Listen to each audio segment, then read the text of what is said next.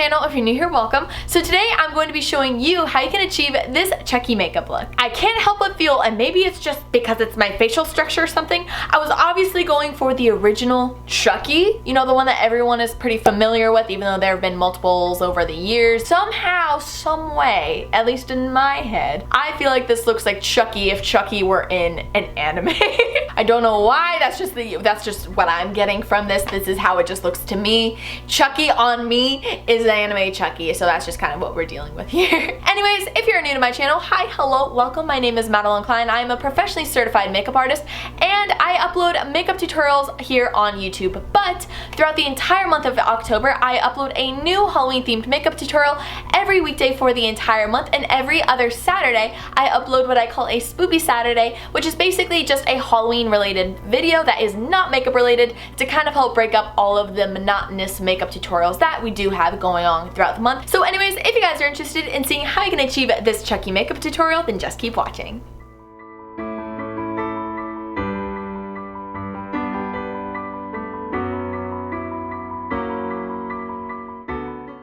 Hey guys, welcome back. It is great to see you. So first off, we are actually going to be working on our eyebrows. We're going to keep one of them and get rid of the other. So I'm going to be taking my Elmer's washable glue stick. I'm going to be brushing up my brow hairs using that spoolie, gluing my eyebrows upwards, and then I'm going to be using a spatula to help flatten that once it has gotten tacky. Then I'm going to be going into some baby powder, setting this, and then repeating those steps about 2 or 3 more times until I feel like my eyebrows are completely flat and covered. I'm then going to be taking some petroleum jelly, and using this, I'm going to be applying this to the baby hairs and actual hair that surrounds my face because we're about to be putting on a bald cap. In order to do this, I'm going to be taking my Ben Nye Spirit Gum, applying this to the surrounding area of my forehead, trying to avoid hair if possible, and then sliding this Bad Gone Evil bald cap on. I got this in a size medium, and then I'm just going to be trimming the edges as necessary. Next, I'm going to be cutting out my ear holes, so I'm going to be doing some little markings just so I know where to cut. Try to avoid cutting your ear or hair. If you need help, definitely get a friend if needed. I'm then going to be gluing down these ugly little sideburns, but honestly, what else are you going to do? This really helps seal it. And I would be gluing down the back of the bald cap, however, I have such long hair, I can honestly just pull it back into my ponytail. Next, I'm going to be taking some Procade and Caposil, mixing these two together until you get a paste-like consistency. This is going to be creating Bondo, which is used to help blend edges of prosthetics or bald caps. So I'm just going to be using this around the edges of this bald cap because obviously these aren't really the thinnest of edges, so I want this to blend into my skin as much as I possibly can. Once that is completely dried, you're going to be taking your Airspun translucent powder or any other translucent powder or even your baby powder, and I'm going to be using this to set the Bondo. Next, I will be going into my ColourPop No Filter Concealer, and I'm going to be applying this over my eyebrow, and then I'm going to be setting that again with some more baby powder. Then I'm going to be going into my Too Faced Born This Way foundation and my NYX Total Control foundation, mixing them together and applying this all over my face and bringing it up onto my bald cap as well.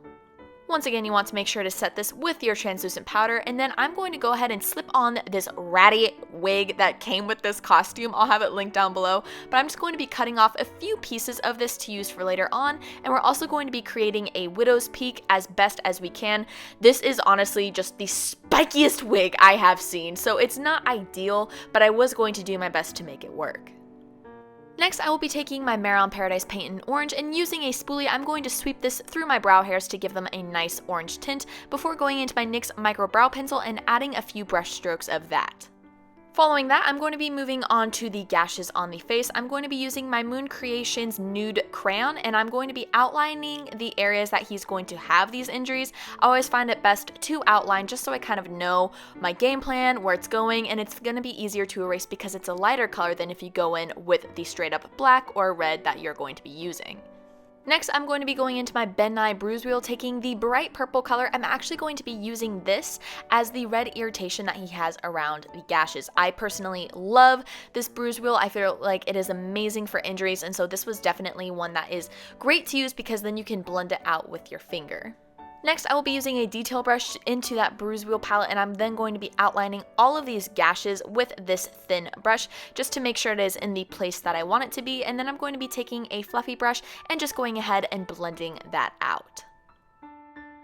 Next, I'm going to be taking my Morphe Jaclyn Hill eyeshadow palette, taking these two eyeshadows, and I'm going to be using this to add some contours and shadows to the face. I definitely referenced my reference photo a lot in this moment, just so I can make sure to get his expression lines correct and definitely add the coloring where it is going to be needed to try and make my face look as much like Chucky's as possible, because he is a doll, and unfortunately, we don't really have doll-like shaped faces, so I was definitely trying to mimic that, especially like with the shadows on and under the eyes. I'm then going to be going back into my Bruise Wheel palette, and using this, I'm going to be adding a little bit more of that bright purple around the eye area just to make them look a little bit more irritated. Speaking of irritation, we're going to be adding a little bit onto our face as well by taking our Skin Illustrator Flush palette, taking Rose Adjuster onto a chip brush, and just splattering this all over our cheeks to give them a nice rosy glow. I'm then going to be going into my Skin Illustrator FX palette, taking Blood Tone, and I'm going to be using this to create a few of the scrapes on his face. This isn't anything too crazy. You could just use a red body paint, but I definitely wanted to make these look as much like scratches as possible. Next, I will be going into my Mare on Paradise paint in white, and using this, I'm going to be applying it under my right eye to definitely make it look more enlarged and bigger than my left eye. We're going to continue that illusion by taking our NYX Faux White Eyeliner, and we're going to be applying this to our lower waterline as well. Now it's time to add a bit of color. I'm going to be going into my Graftobian Pro Paint in Eggplant and my Mare on Paradise paint in red, mixing them together so I can kind of get a dark magenta color. I'm going to be using this to go over all of the cuts, starting with the eye and then going ahead and filling that in. Don't worry, we're going to add more dimension and detail later, but this is just to get the base color set before we move on to applying this all over our rest of our face where we have the other cuts and gashes as well. I'm going to be going back into my Morphe eyeshadow palette, taking these two eyeshadows once again and really deepen some of the features that I feel like I forgot earlier on, which is going to be some of the forehead wrinkles and then also his nose, and I'm going to be applying this all over the cuts and gashes to help make them look raised and elevated. The trick to this is to leave a little bit of space in between the shadow and the cut to make it look like a little bit of a raised highlight.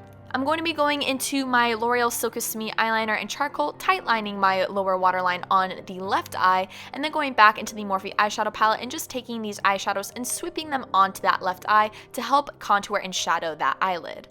I'm then going to be taking my black eyeshadow and applying this right on top of the body paint of my right eye to help add more depth and make it look like it is deeper into my eye socket.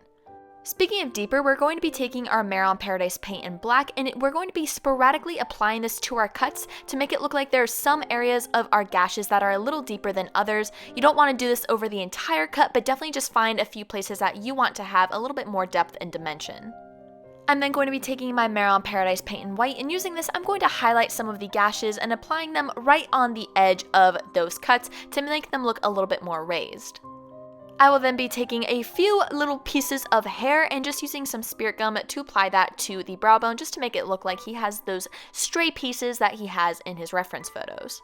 Next, I'm going to be taking some liquid latex and going into our little bundle of hairs that we cut off earlier. Once again, make sure that you have those secured with an elastic band. You're then going to be applying the latex to the elastic band and gluing that to the side of your face. I'm then going to be going into my BH Cosmetics Spotlight Highlight Palette, taking Ethereal, and using this, I'm going to be applying this to the high points of my face to really bring out that doll plasticky look.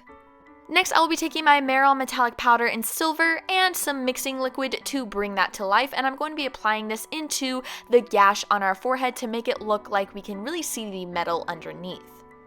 And since this wig was quite a challenge, I'm going to be taking some L'Oreal Medium Brown Hairspray, and I'm just going to be spraying this over the wig to make it look a little bit more realistic and not quite so brassy.